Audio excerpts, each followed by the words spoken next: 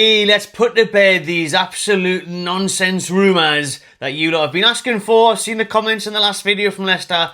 What do you make of this? Messages on Instagram and that.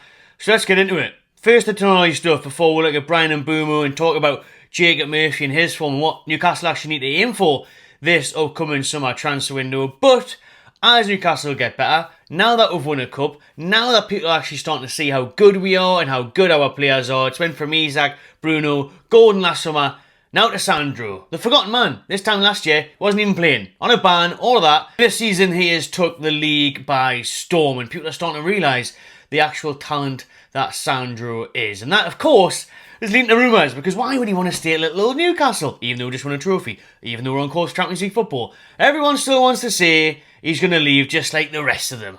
Well, these articles here, Football Insider, now loads of others, it's everywhere. If you just Google Tonali, you'll find about 100 different articles on this player apparently leaving Newcastle United. Before we do dive into this article, a big shout out to dear sponsors, Match Bingo. Over £200,000 has been paid out to players so far by taking sports betting, football and bingo and combining them into one brilliant app. Make sure you get your bingo card for this upcoming weekend. Click through the link in the description or via the QR code on your screen throughout this video. And right now, bingo cards for this game are buy 4, get 1 free. So get involved in the really fun app on Match Bingo and win yourself some cash in the process. They acknowledge here that Tonali's been superb since returning from his 10-month betting ban, and he's part of a world-class midfield partnership with Bruno and Joe Linton.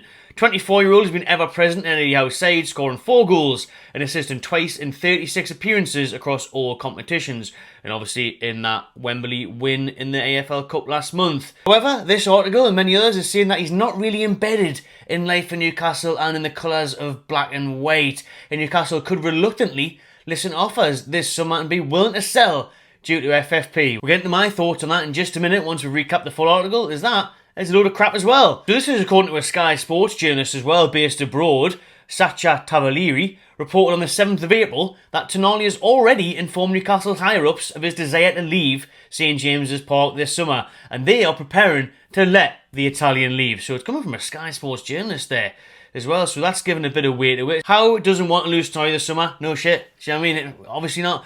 Particularly with Newcastle reluctant to breach financial fair play rules when looking for a replacement, but the Magpies boss has already identified his replacement. Newcastle see Crystal Palace's Ebriche Eze as a successor to Tonali in house 3-man midfield, with the Mags happy to pay the 26-year-old's £60 million release clause if the Italian's exit is confirmed. Newcastle are keen on Eze. He's linked with a move away from Palace this summer, amongst many other teams, Liverpool, Spurs, a lot of them going to come after the England international, who's got 6 goals and 11 assists in all competitions for the Eagles this season. Saying here that Eze would very much be interested in a move to the Toon, especially after seeing us win a cup and being on course for Champions League qualification, which last night, by the way, was guaranteed that 5th place will get you over Champions League this season, thanks to Arsenal beating Madrid last night, and Villa are also still in the competition, so that's been confirmed now. Right then, first of all, on the Tonali stuff. Crap for me, nonsense. I can't say it. Again, with these players, right? Why would he leave after just 1 year? He's just won a trophy. We're on course for Champions League. We're hitting all these targets. Does he really hate Newcastle that much? He had a walk down Tynemouth Beach the other week with his dog, didn't he? He looked alright then, looked happy enough then. Looked happy enough to me at Wembley. Happy enough to me at Box Park. Yeah, he's sound. He likes it, yeah. It's a load of nonsense, man. It's just, I cannot say it. I don't like how the Sky Sports reporter is saying that he does have an intention to leave and he wants to leave there. The journalist, Tavaliri, whoever that is, from, is it skysports.ch, whatever country that is? But saying that his desire is to leave, no. And you're always going to have the Italian press waffling on, saying that he does want to leave, he wants to go back to Italy, he misses it. And then you've got Real Madrid interested in him. Fair enough, this could turn out true. And that's probably why they do it, because they do that many bloody articles that one may actually become real.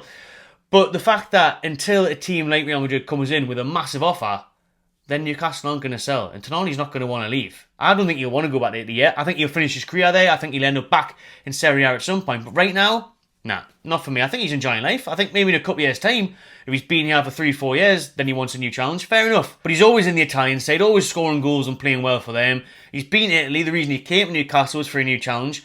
And I anticipate, like many players, he'd want a new challenge in the future. And yes, he could fancy his chances in Spain or Germany. But until a big offer comes in, then no. No, it's not going to happen. And we are not forced to sell because of FFP this summer. We were last year, that's why Anthony Gordon nearly left the Liverpool. This year, we are looking really good and we are expected to spend big in the summer. When you're seeing things at 60 million for Eze that we're happy to pay it, we might go back in for Mark Gahey and Mbeumo, stuff like that, we'll get into that in a minute. But all that sort of stuff is accessible this summer. It's available. We will be doing it. We will be making a good few big signs this summer. I'm very, very confident of that. With Champions League football as well. We've had good balance of the books now with FFP. We're in a really strong position and we're not forced to sell. We haven't got our hands tied behind our back with them daft rules this year like we did last year. So we did well in January as well, getting rid of Almiron, Lloyd Kelly. So we're in a good place. The sponsorship money's coming in now from Adidas and all the other stuff we've got going on. So yeah, I can't see us being forced to sell. But if a big team comes in with a big offer, then yeah, they might want to go and we may think, it's a great offer that. And it would take a great offer, mind. We signed him for 55 million. So we would need a big offer to change our minds on that and make a good profit. So, of course, he could go. But on the back of this article and all the other ones coming out and all the questions you are asking me, I don't believe Sandro wants to leave this summer. And I don't think he will leave unless it is a ridiculous sum of money. On the Eze stuff, as a potential replacement, that doesn't really make that much sense to me, to be honest with you, because when I've seen him play, he's always been a left winger. I know he can play as an attacking midfielder and he can play as a 10, even as an 8. But Bruno's our 8 now. Sandro's sitting there as a 6. So it doesn't really quite line up that. I mean, Eze is a quality player. Very, very good. Great promise. You know, Eddie Howe, definitely want to work with him and in England up and coming in international.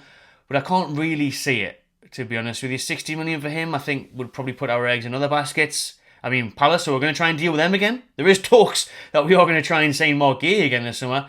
But really, after the mess on last year, I'd just move on. I wouldn't give them the time of day. Fuck Steve Parish and Crystal Palace and their owners and anyone else who's dealing with the negotiations there. Because it's an absolute shit show. Shambles, what we had to put up with the Mark Gahey saga. So I wouldn't want to deal with them ever again, to be honest. As a quality player, but as a left winger or that midfielder, no, I think we'd have to go in for it. If it was a Sandro, well, you need a Sandro replacement, wouldn't you? Or then what do? You drop Bruno back again, lose his ability going forward and stuff. So I really hope we don't have to have this conversation, to be honest with you, in the summer where we talk about who replaces and what we're going to do, because that midfield balance is finally there now. You had people at the start of the season criticising saying, Tonali, Bruno, they can't play together. Literally got the best midfield in the league for me. Genuinely believe that. I wouldn't swap any of them for anyone, really. Maybe Joe something, but he's a unique player where what he offers, nobody else really can. So, I wouldn't. Thinking of it, I really wouldn't. Those three players, our midfield, absolutely love them. The balance is perfect now. So I really hope we don't lose Tonali or Bruno, anyone, in the summer. We don't have to think about replacing them. But we will probably sign a midfielder. You know, I was just thinking that Adam Morton from Palace would be perfect if Tonali went. That would be more of a realistic replacement. So that's sitting midfielder there. But we'll have to sign a midfielder this year. I do believe that Sean Longstaff will leave in the summer. There's talks of even could Maidi go out on loan. I'm not really sure about that one either. With European football, I think we'll need the numbers, but we will need a Longstaff replacement. So, then what's happening with Joe Willock? You know, I mean, he's got concussion at the minute. I haven't seen him play well for Newcastle, or at least consistently well, for more than the odd game for God knows how long. So that needs sorted out as well. But there's that dilemma. Let us know what you think. You've asked for the video on Tonali. What do you make of it? Could you see him moving? Do you think it's nonsense? Is he happy in the Toon? I think he is. And I think it's just one of them stories that they'll keep pushing and pushing. Like he's at bloody Arsenal. Bloody hell. They'll be back at the woodworks now after beating Real Madrid last night, won't they? Why you come to us? Because we're Champions League. Real Madrid next week, if they turn it around, that'd be hilarious. I still don't think Arsenal win the Champions League either, so could all be for now. On to the next topic then, which is Bryan Mbeumo, the player I've banged on about Newcastle, wanting to sign for quite some time. When I seen him at St James's Park, the previous time in the Cup, when I said, is he joining the Toon, he had a little smirk on his face. Newcastle have been in talks, according to several reports. This one's from the Chronicle, and there is plenty of others. That Mitchell is a big fan. They've been scouting him, they've been watching him, they've been having little early discussions with Brentford about Bryan Mbeumo until they've slapped a 100 million price tag on it. 100 million? Are they mental? They must think he's gone to Saudi Arabia. They must think they're going to come in with an Ivan Toney bid. No way. 100 million is an absolute piss take. Even though Mbeumo is a very good age, his stats are brilliant, they're not going to get 100 million for him. But fair play to Brentford. If they don't want to sell him, it's a bit like us not wanting to sell Isak, when we're asking for 150 to 200 million. They may just think, well, if you want him, pay 100 million. And if they don't need to sell, and Mbeumo doesn't want to go, then fair enough. Do you know what I mean? If they want to keep him, he's happy there, and they're only going to sell for a massive fee, then fair enough. But realistically, I think Bryan Mbeumo, that's annoying with the name, because everyone at first thought it was Mbuemo, then it's Mbeumo, And then there's another one, the way they pronounced it the other day, but he himself has said Mbeumo, so I'm going with that. Anyways, on the fact of the matter that Brentford, he said, you know, he could be ready for a step up. He will be. Brentford having a good season. Thomas Frank, very good manager. But if you offered him Champions League football and you offered Brentford a good amount of money, surely they'd sell, and surely the 25-year-old would want to move. He scored 16 goals and 5 assists in the league so far. Just 4 less than Isak. How good is that from the right wing for Brentford? He's only got 4 less than Isak. Very, very impressive. He obviously scored last week at the Toon on a penalty for the Bees. Newcastle would obviously like to strengthen that right wing position, we know that, but even though Jacob Murphy's having a phenomenal season, his goal and assist record's class, he's on fire this year, fair play to him, working hard, loving life, grafting, we all love him, but even so, we've still got to get competition for him. Whether you go for an Mbeumo to, you know, try and get Murphy out of the team, and then Murphy's a good squad player, or you continue playing Murphy because of how well his form has been, and you get a good backup, either way, works for me, but we have to sign a right winger this summer regardless, so the one we're looking at, according to these, is Bryan Mbeumo, which would obviously be a top acquisition, the one that a lot of teams want across Europe and in the Premier League. Remember, Newcastle will be looking for that marquee signing this summer as well, since we haven't really made one for about 3 windows now.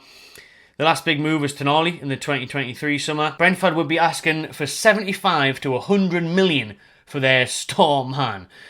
That's absolutely mad, to be fair. 75 to 100 million. I think 75 tops. I think realistically, what they're saying here as well is that Newcastle would be eyeing up around a 50 to a 60 million bid. Would that be enough? I think 60 would probably get him, like. In this day and age, you know, when you look at it, that's probably about right. When you see his age, you see his stats, you'd say 60 was a fair deal. It was a good deal for both teams, I think. Especially them, they should be happy with getting 60 million. I'm not even sure how much Brentford paid for Mbeumo. I bet it wasn't much. That's the thing what I love about Bryan Mbeumo. It's not a gamble. It's not some kid from the Dutch leagues like Bakayoko, or it's not some kids from France like an Ekitike or whatever. You know, you're getting proven quality. You know what you're going to get with Mbeumo. You're going to get lots of goals and lots of assists. And that should even improve at Newcastle, because let's be real, we have got a better squad than Brentford. Just had a little check here. Mbeumo moved to Brentford from Troyes for 5.8 million back in 2019. So he has been at Brentford for a while now. What, 6 years? So yeah, there we go. And that was in the Championship and all. So he's been at Brentford for a while. Surely he'll want new challenges. He's even dropped it in interviews before. The Soul Tony, they've done well since that. We could try and test the water there with Brentford to try and lure their right winger. But as we've said, we do need to strengthen that position this summer. So let us know any other names in the chat, what you would like to see in black and white, and what you think a fair price tag for Bryan Mbeumo would be. And that'll do for today's video. It is Wednesday, so there would normally be a podcast live at 6. Last week we couldn't do the show because obviously we're playing Bryan Mbeumo's Brentford at home in that win. Next week we've got Palace on the Wednesday, so next season, with European football looking likely, we are going to move the podcast from a Wednesday to another night, probably a Monday. We'll sort out in the future, but tonight I was actually meant to be look after a family member in hospital, but now their operation's cancelled. But it's too late to rearrange the podcast, so apologies. We won't be doing it tonight or next week, but then we'll be back after that, and then throughout the summer, and then into the new season on a different night. So a little update there for all the podcast listeners. Thanks everyone. Please do subscribe to the Magpie Channel TV if you haven't already. Drop a like on this video. Before we head off, remember you can scan that QR code that has been on your screen throughout the video, or hit the link in the description to get involved in Match Bingo.